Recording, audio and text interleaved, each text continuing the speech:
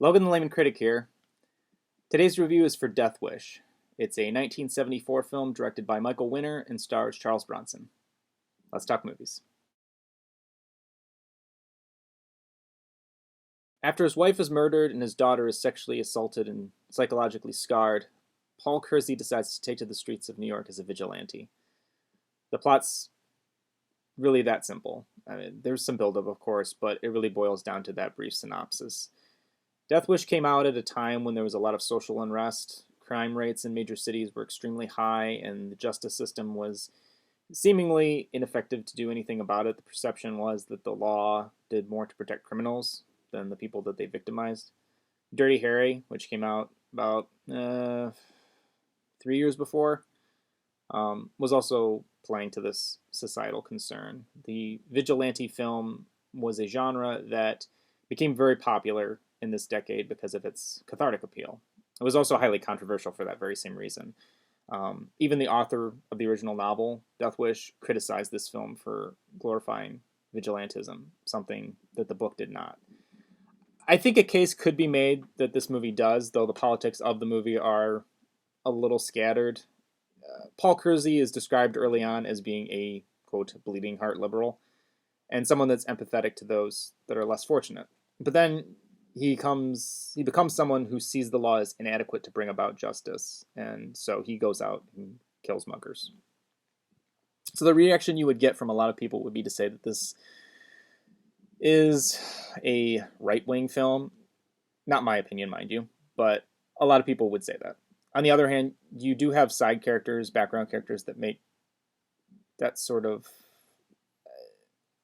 serve as caricatures, making outrageous remarks about how criminals should be put into concentration camps, or that joking about white people need to do more mugging as an argument against claims that the vigilante is a racist. And in addition to these competing views over the film's politics, you've also got the issue of the police department wanting a vigilante on the streets.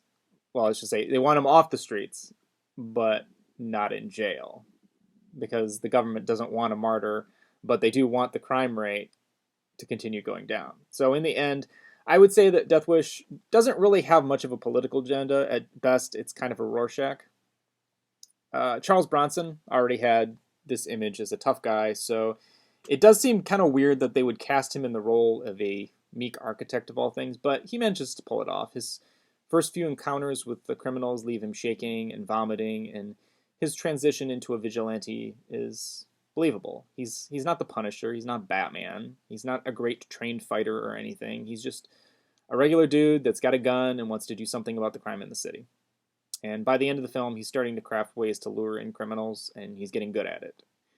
The action in this film reflects that. It's very down to earth, and I wouldn't say it's particularly elaborate, but it serves the film, the tone of what it is. There's no villain in the film, per se. The antagonist is Detective Frank Ochoa, played by Vincent Gardenia.